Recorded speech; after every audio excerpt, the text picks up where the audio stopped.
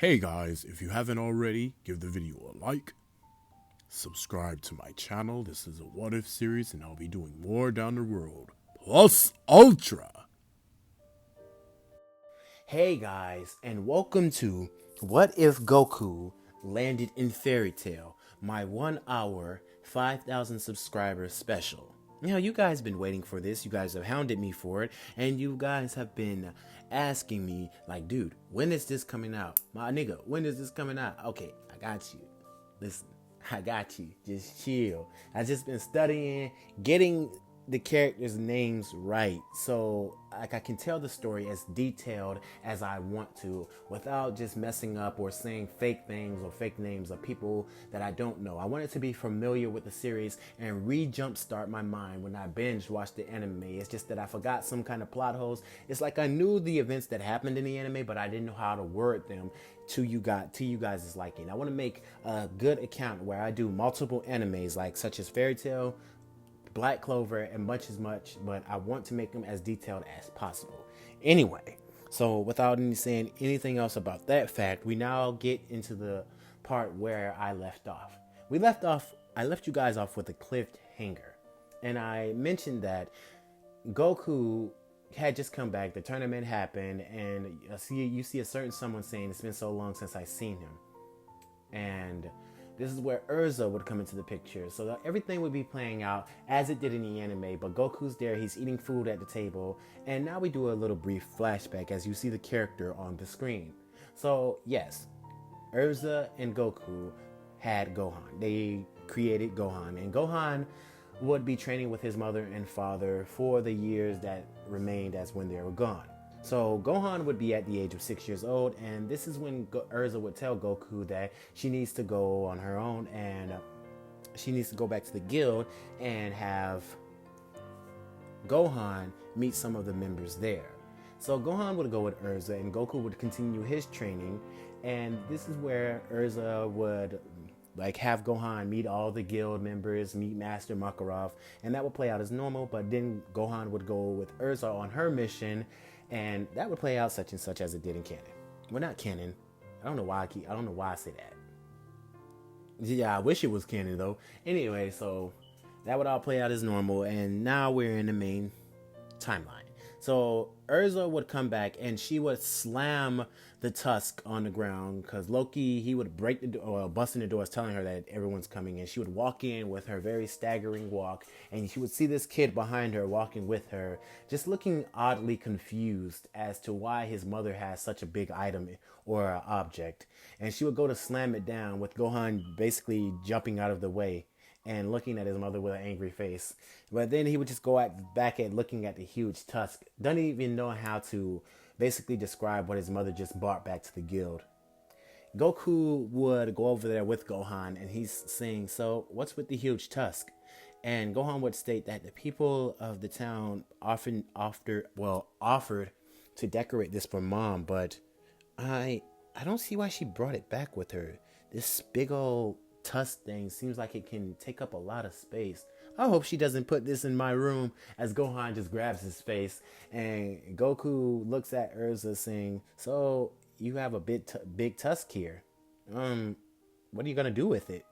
And she's saying the great people of a town decorated it for me and they gave it to me as a gift. And this is where Goku and Gohan would try, like they would start bickering to themselves. They would start talking to each other saying, oh, this is the only way they had to pay her. They probably didn't have any money, so they tried to be cheap and give her this. I'm surprised she didn't even see that. She's supposed to be the smart one. And this is where Urza would punch both Goku and Gohan upside the head with a mean face, like just looking at them. And they would just, everything would play out as normal, but Urza would cut the reunion in half. I had to implement that whole gag thing right there. So Urza would cut the reunion in half, and she would ask, saying that she's here for a mission. Sorry, I had to clear my throat there. She has suspicions that a dark guild is up to no good, so she's come back to ask Natsu and Gray to join her on a mission, and because she's having suspicions. And this is where Lucy would tag along with the Mirror Jane asking her to, just so she can keep Gray and Natsu from cutting each other's throats. Goku would join her, but Gohan would stay behind as he wants to go meet with Romeo. And yes, Romeo and Gohan have a friendship with each other. And Romeo has kind of been training with Gohan from time to time when he's at the guild or not on missions with his mother. And as to why Gohan wasn't in the tournament or mentioned in the whole tournament part when Goku came back, is to he was on a mission with his mother, and yeah, that part. Anyway, so as I said, Goku would join Urza, Gray, Natsu, and Lucy on the mission of Eisenwald, and this is where Goku would embrace his wife, as he didn't see her in a while, and he gives her a kiss as they kiss each other. Well, I don't even know if Goku ever kissed Chi Chi in the anime. Well, let's just say in here he does. So he would kiss her, and they would have their whole wife and husband moment with Lucy blushing and Urza, well, Natsu and Gray just having at each other's throats. So they would all go to the train station, and Natsu would challenge Urza like he did in canon, and Urza would say the same remark that she said, saying, "You must have gotten stronger if you're thinking of challenging me," with Goku saying, I can tell that Natsu's gotten a lot stronger. I'm incredibly interested in seeing how strong he is. I mean, you didn't display much in the tournament, did you? And this is where Natsu would say, "Hey man, shut up." So the whole train arc would go out the same way, with Natsu being sick, but this time Goku would fall asleep on the train as they left. And this is where Urza would be just hounded that she forgot to wake Natsu up or get Natsu off the train when it came to a stop. She's forgetting that she forgot that. And also she's hounding herself, saying, "My idiot husband is on that train asleep." This is where Urza's eyes would have stars in them, saying, "Wait, this can also be good or bad. But it can be good, but it can also be bad. Because what if he destroys the train? But in the long run, he will get Natsu off of it, but then he'll cause a lot of damage." And this is where Lucy was saying, "Urza, are you okay?" And she's saying, "I have to stop that train and get that idiot off before he caused mass destruction." And like Lucy is saying, "Oh, you're talking about Natsu?" "No, I'm talking about Goku." And this is where her eyes would just turn like dull as Urza is looking, well, with them doing the same thing. As we cut back to Kageyama basically putting his foot in Natsu's face, and Goku waking up to Kageyama basically disrespecting his friend. So Goku would say, "Hey, that's not nice. What is your deal?" And Kageyama would say, "Crap, I didn't know another fairy, one of you fairies was on this train again."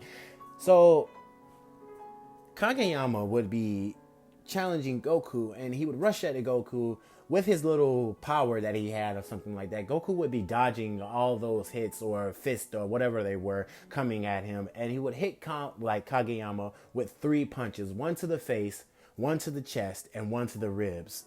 And Kageyama would fall to the ground, gasping for air, and Goku would look at him saying, "Dude, that was only 3 hits. You're incredibly weak. I think you need to train more before you go out challenging people." And Kageyama would look at Goku saying, "Jesus Christ, just how strong is this guy?"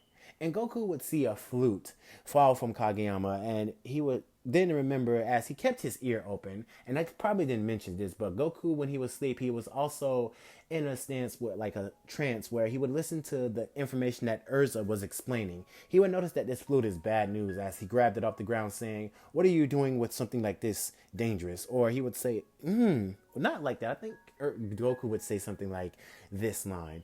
I think Urza was talking about some kind of flute like this. Do you mind if I take this off your hands, guy? Because I know my wife said this thing can be really dangerous if it's played.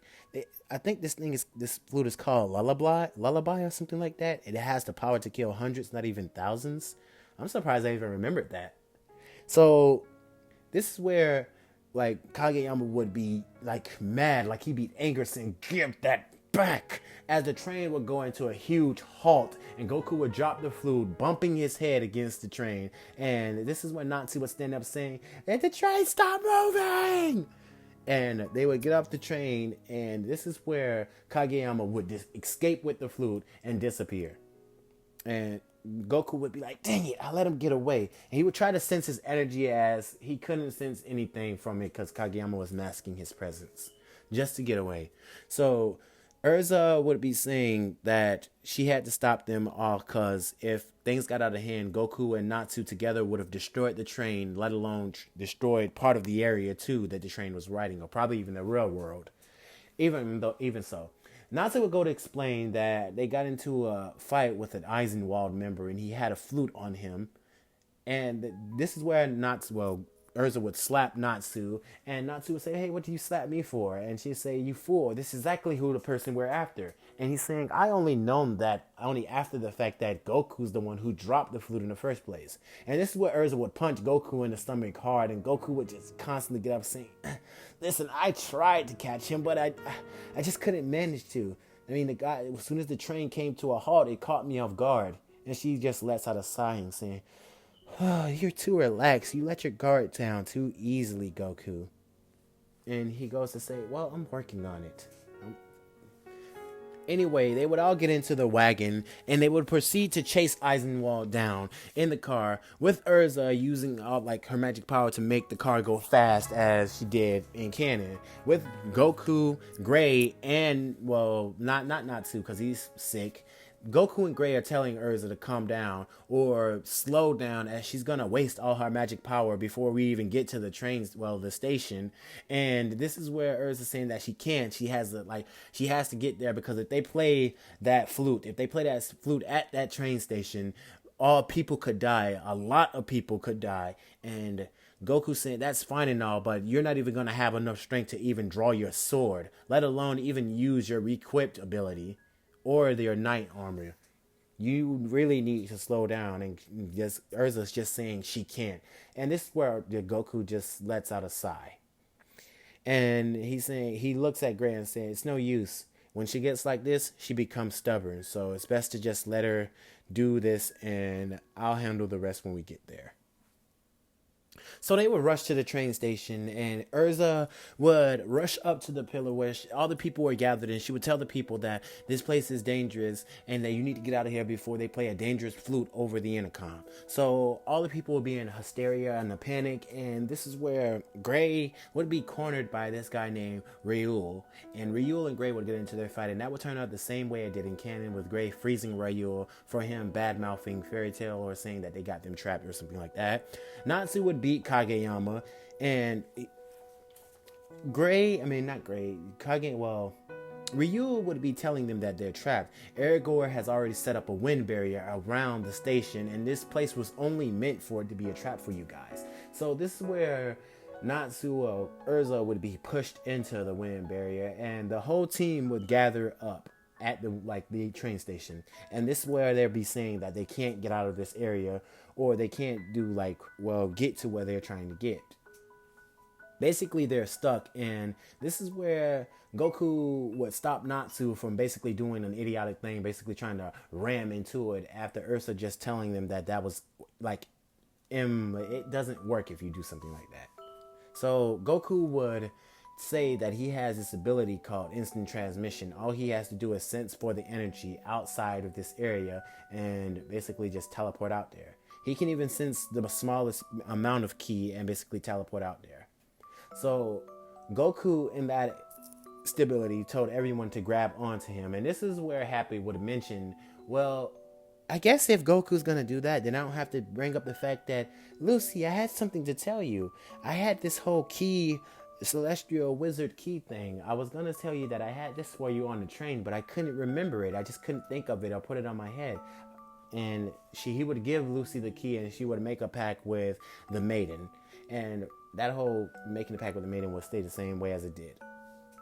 With Goku asking if she's a strong opponent and he wants to fight her someday, with Lucy saying, you can't fight everything you meet, and Goku saying, why not? She seems strong, and I want to see if she's strong enough to push me to my limit. And Goku would smack his fist, and Lucy saying, do not destroy my keys! And like one of those gag faces where she was yelling at Goku, do not destroy my keys, cause yeah. Anyway. So as the team are outside of the wind barrier and they're surprised that Goku could do an ability like that, Goku says now they don't have a problem, they have to catch up to Aragorn. And Goku and Natsu with Happy, they instantly catch up to Aragorn. And that whole fight sequence would play out the same way, but this time Goku and Natsu would do a rock paper scissors battle, and Goku would lose, having the fact that Goku would lose, and Natsu and what's the name would fight in the battle. So it would only be different at this point where Goku would think Natsu's out for the math, and Goku would teleport down there only for Natsu to use his power to have grabbed onto the bridge and lifted himself right back up there. Goku would be surprised that Natsu has gotten a lot stronger and has morphed his fire into an ability to where he can have his fire potentially grab inanimate objects. So Goku would be excited by that, learning more about his friend's skills. And that whole battle would go out the same way up until the point where that Eisenwald dude, Aragorn started using that wind as armor.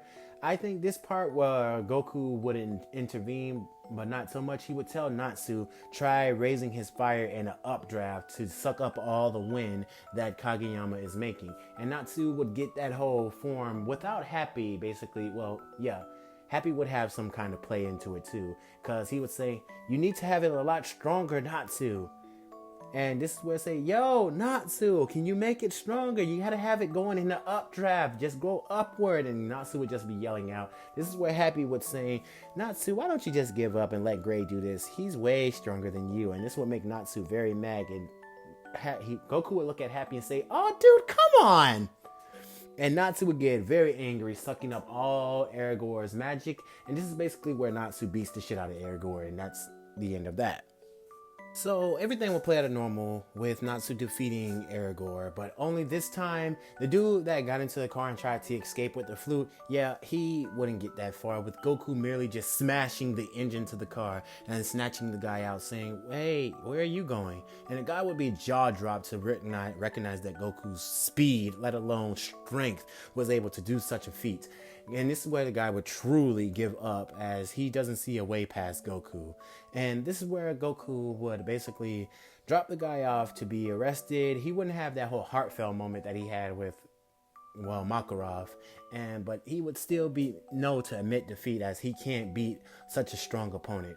Goku would teleport to where all the guild masters was, and they were merely setting up for him basically an encounter like this. But this is where Goku would basically give the flute to them and inform them that his team stopped the problem before they could cause any lethal damage. Anyway, everything would play out as normal for the whole Eisenwald arc. So in the literal sense, the whole Guildmaster Hall didn't get destroyed as it did in canon. So that's a plus from the side, so they don't have to worry about getting arrested or some sorts, or basically, I think that's still gonna happen. As when they do get back, Urza and Natsu do challenge each other, and they do have their little fighting and stuff like that.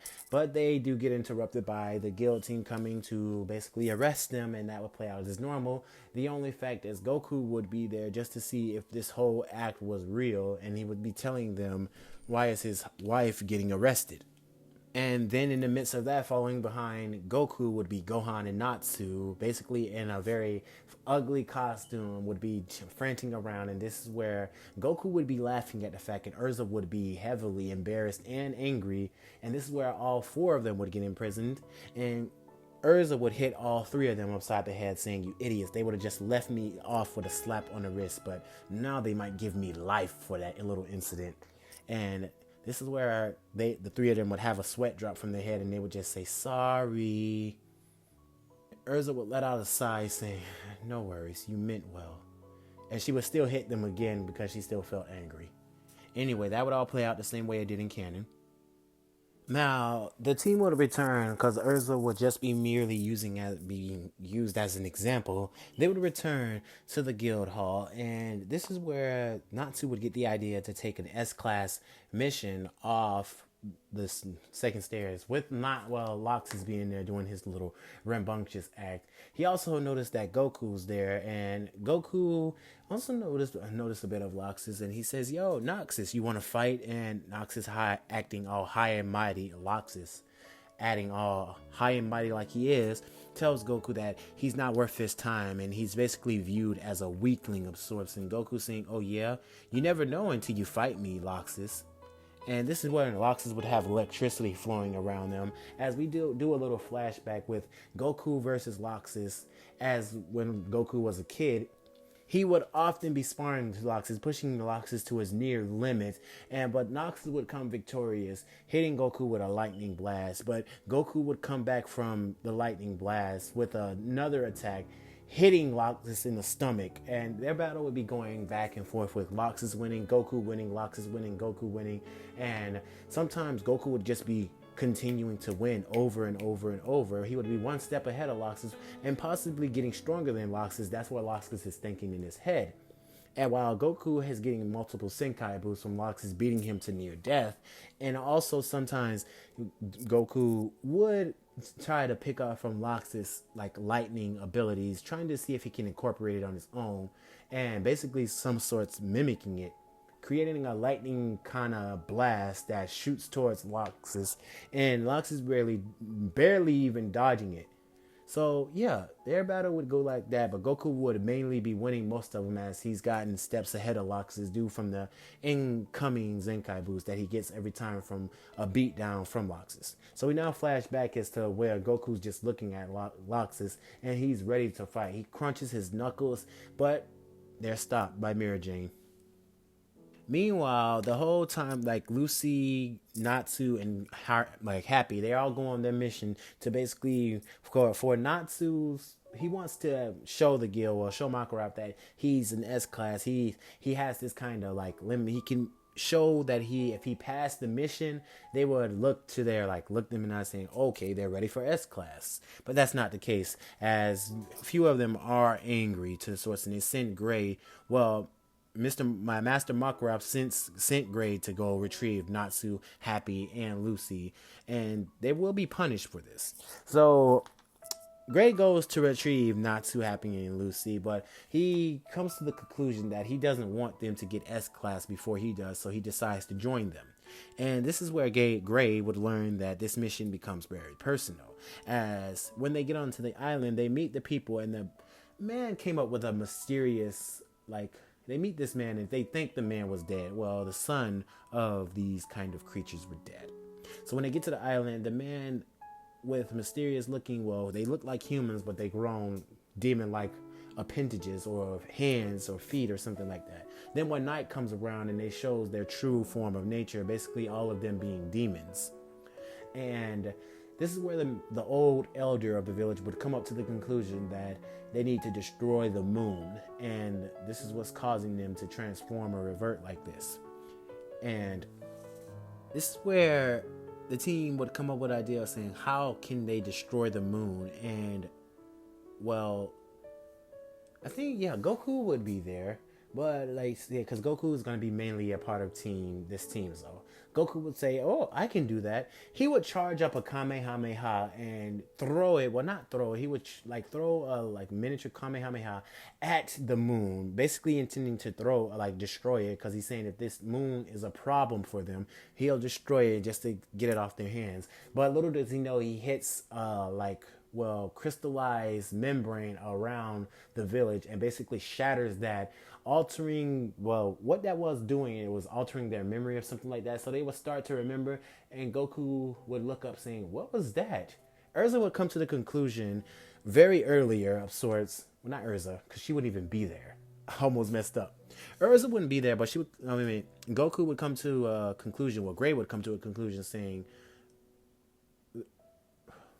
nobody would come to a conclusion. I'm sorry, I just couldn't help myself.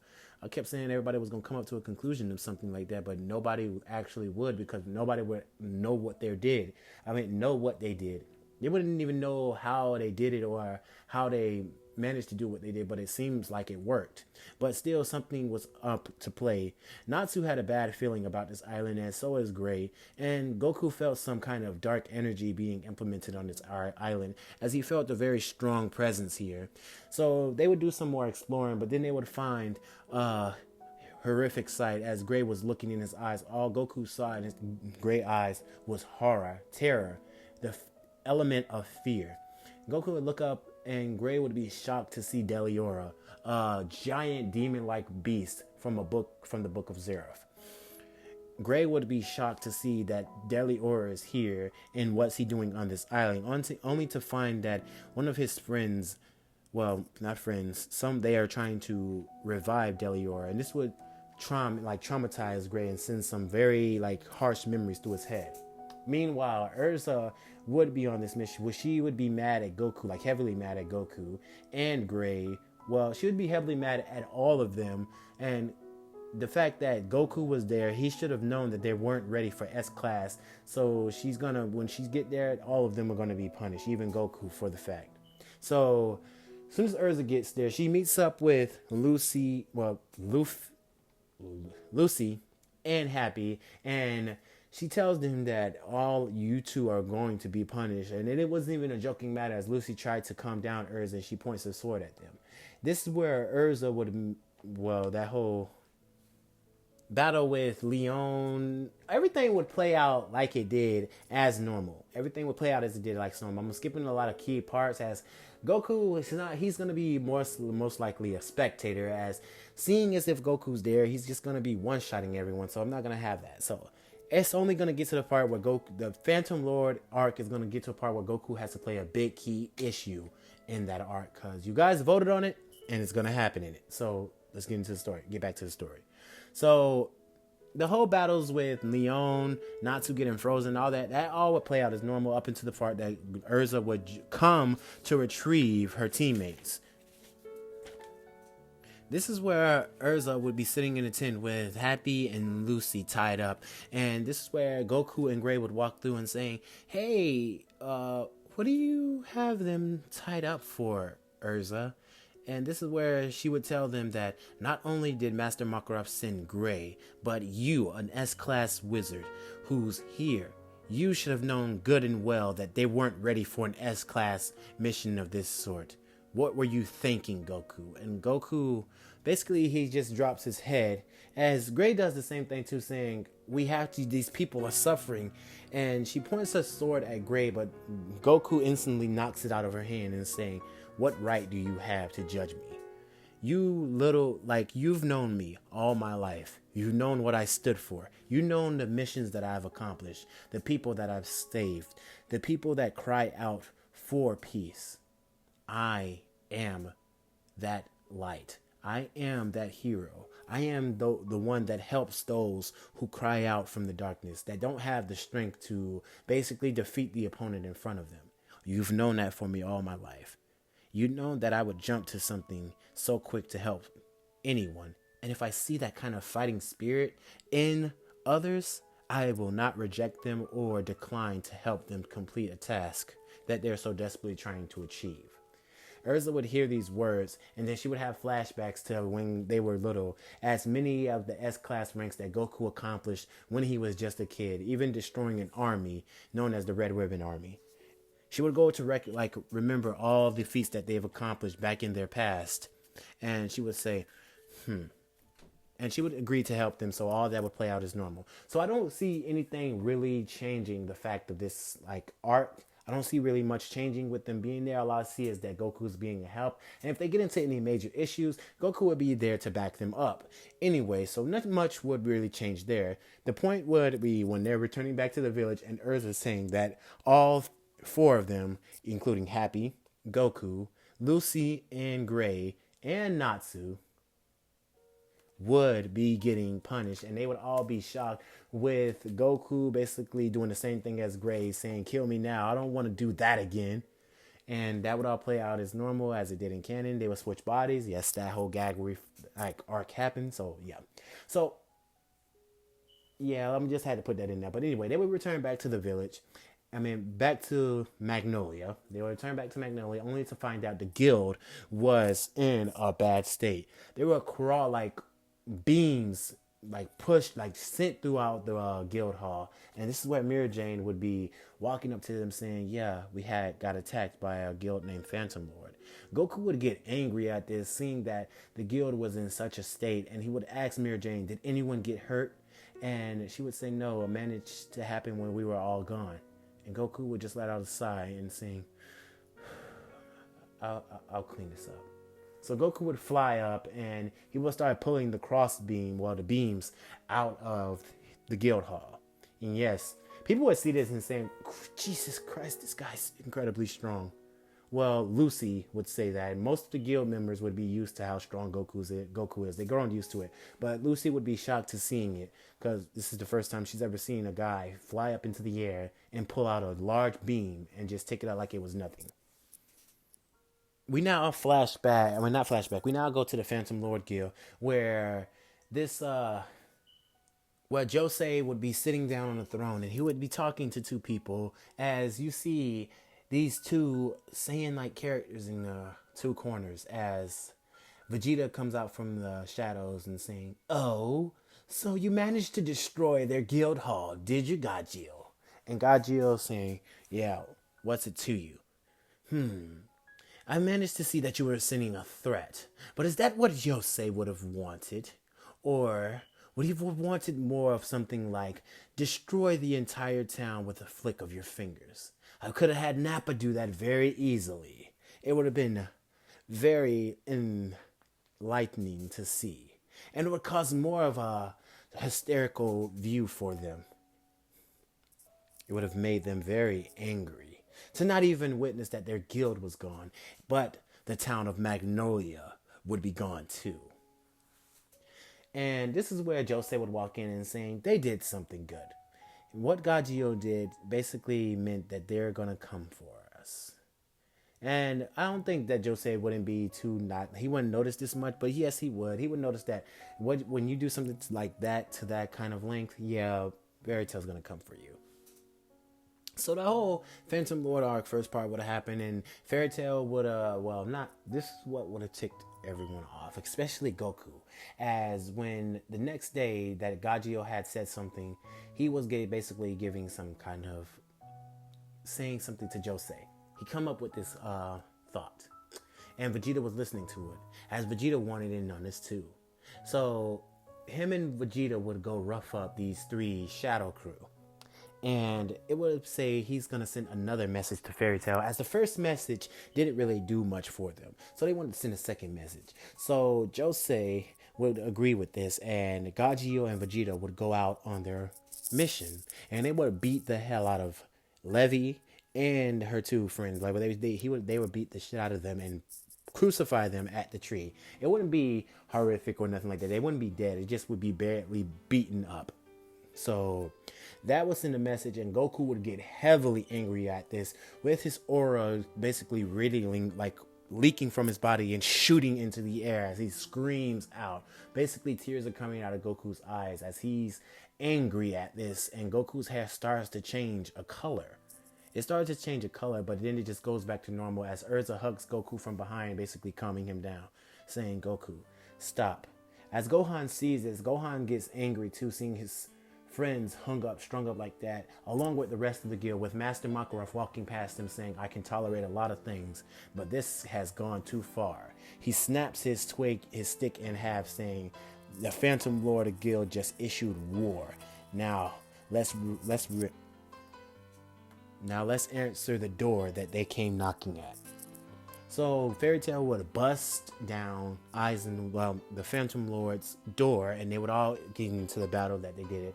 As that would play out exactly normal, with Makarov being poisoned and having to retreat. But this time, I think Goku would be there.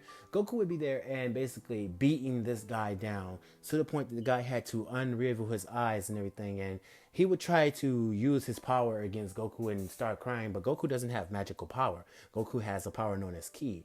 And basically he can deplete it to a much, but Goku at his speed and power punches the guy in the stomach and then kicks the guy in the jaw, sending him flying to the ground, knocked out. And this is where they would say, we have to retreat.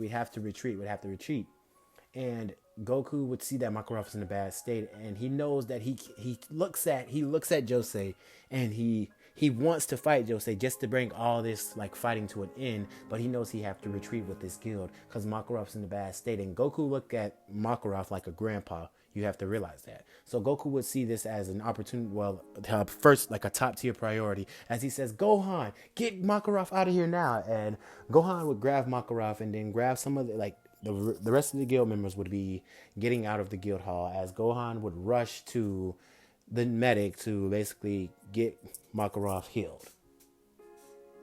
Natsu would go save Lucy, and she would kick Josei in the balls like she did in canon, and that would all play out as normal, only to the point where Eisenwald would come back, like, well, not Eisenwald, damn. Phantom Lord would come back in their little spider-like mecha thing from some Wild Wild West movie. They would come back with the spider mecha, like Guild Hall, and this is where the cannon of Jupiter would be fired. Ursa would have the idea to use her adamantine armor to basically shield the whole town from the blast, but Goku would just push her to a side very gently and saying, "No, I got this."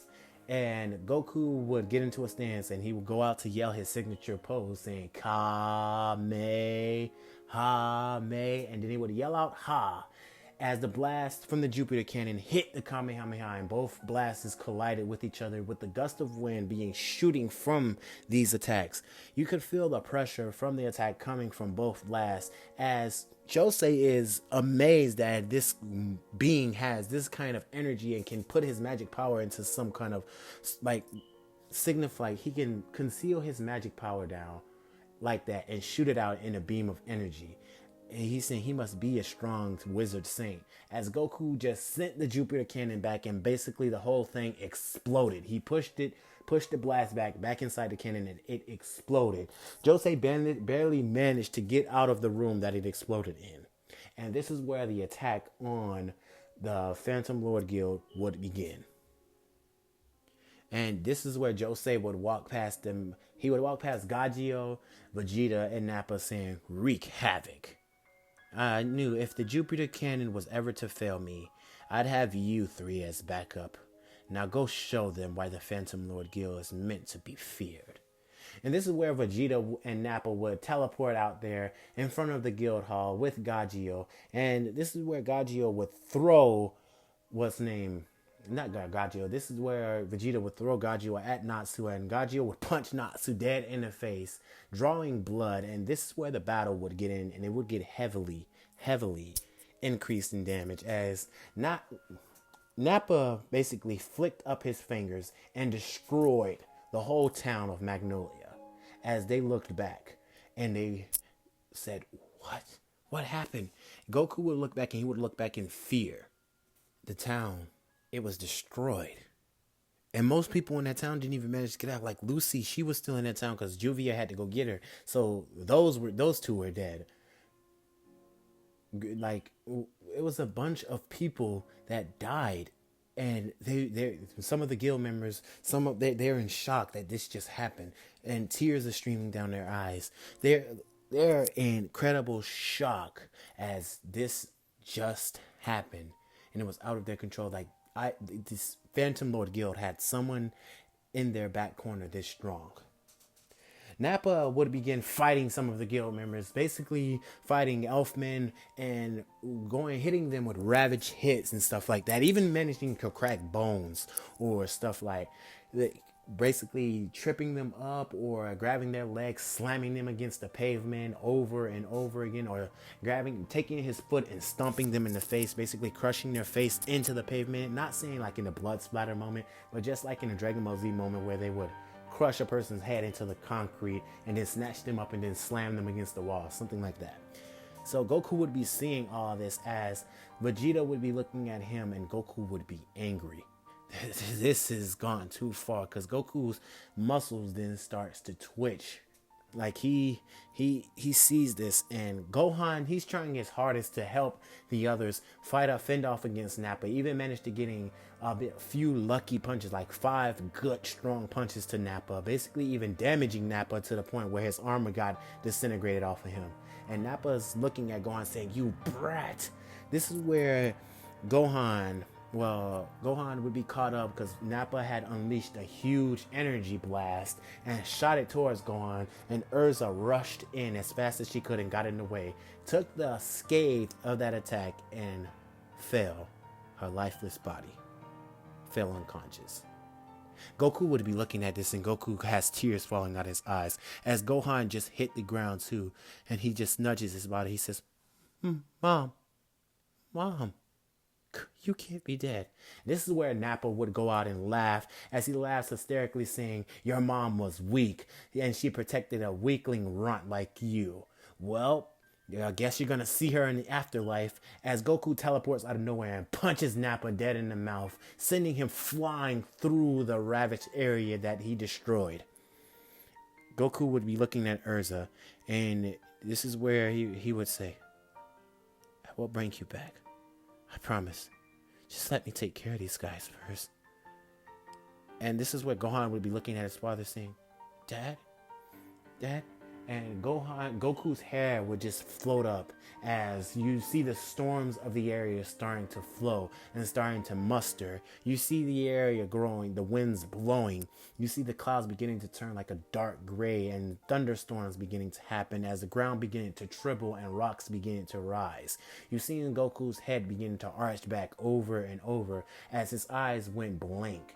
You see his hair just going from yellow to black over and over as the storms beginning to shock the area and the water begin to spin into like a twister of a tornado.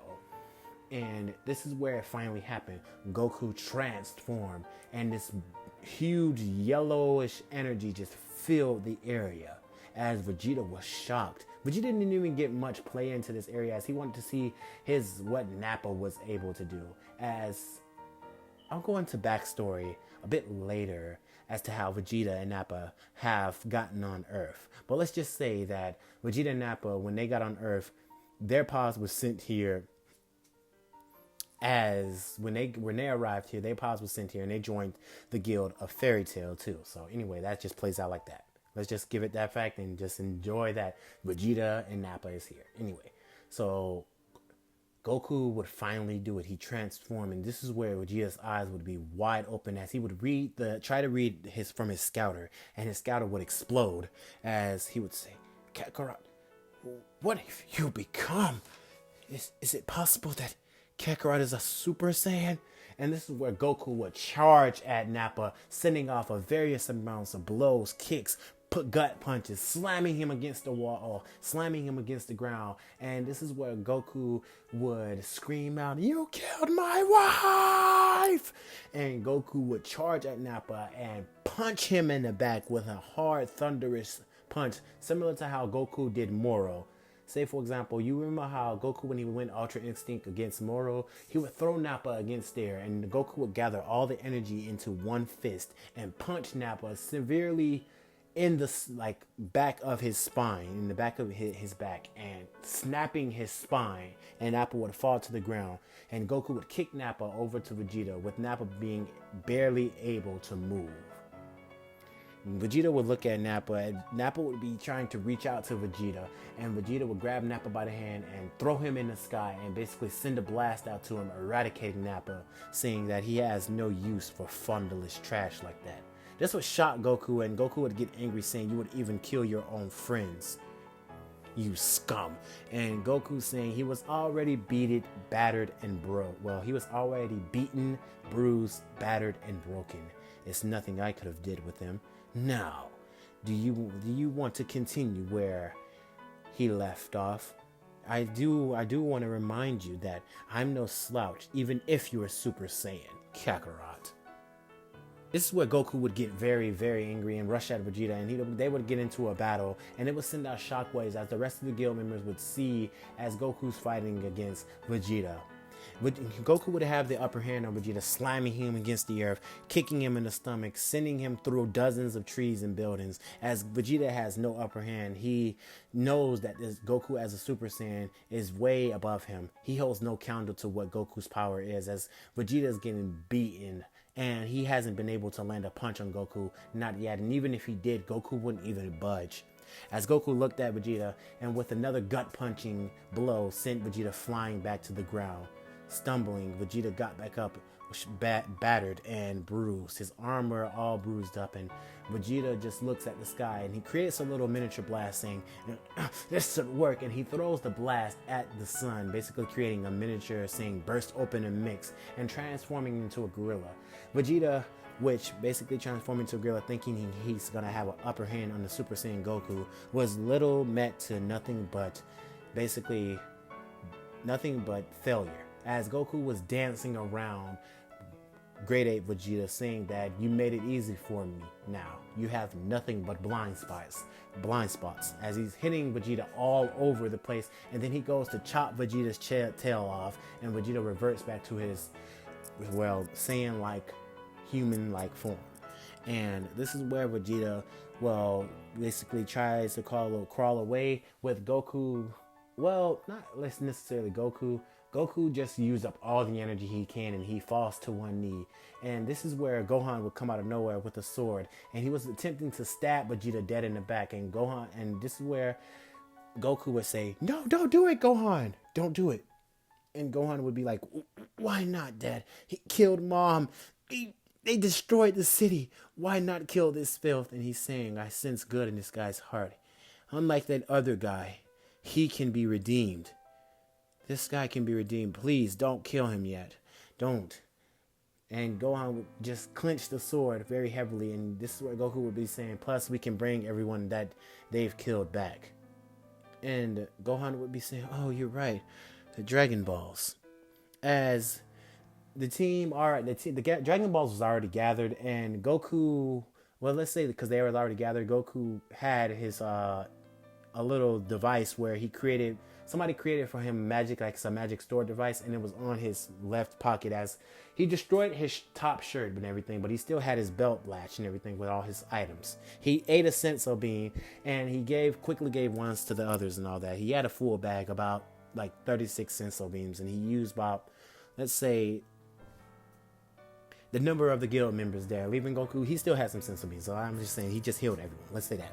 So Goku would put out this latch, and he would like take it out, and it would just form into the Dragon Balls. And this is where Goku would summon Shenron, and Shenron would say, "What are your 2 wishes?" And Goku would wish back everyone. Well, can you wish back, fix the town that was destroyed by this so-called Saiyan called Nappa? And can you bring back everyone that Nappa killed? And these were 2 easy wishes that were restored, and everything was back to normal, with Lucy just popping up back out of nowhere saying, "What happened?" And everything happened like the same way. So that whole arc would go seemingly normal, but this time when Makarov would be healed, him and Goku would return to the whole, basically going to confront Josei. And Gajio and Natsu would get into their final battle with each other, as that whole big plow, like they still managed to piss them off or destroy something. Let's say that Gajio managed to injure Happy very badly, and this is where it pissed Natsu off heavily, and they got into their huge battle with that. But their whole battle trial, like that whole battle arc, will go the same way with Natsu versus Gajio. And the second fight would be Goku and Master Makarov versus Josei. Josei would be just complimenting that he's gotten stronger, that his skills have increased and stuff like that when his eyes go black. And Goku and Master Makarov is fighting him. They're having the upper hand on Josei, basically pushing him into a back corner, often sending off blows and stuff like that. And this is where Master Makarov would say, "Goku, get out of here. Make sure everyone is okay and safe." And this is when Master Makarov invokes Fairy Law on Josei. And this was the end of the Phantom Lord arc. As I wanted to implement that part, I could have said no, that Goku didn't get Super Saiyan or something like that. But yes, I gave Super Saiyan to, and I had put some kind of touches into the anime for you guys, like some kind of Dragon Ball Z references, as to when Goku seen Ursa jump in front of Gohan, and when she got revived, and Goku was so happy to see his wife again, saying she then hugs her son because she thought she had died by the likes of that guy.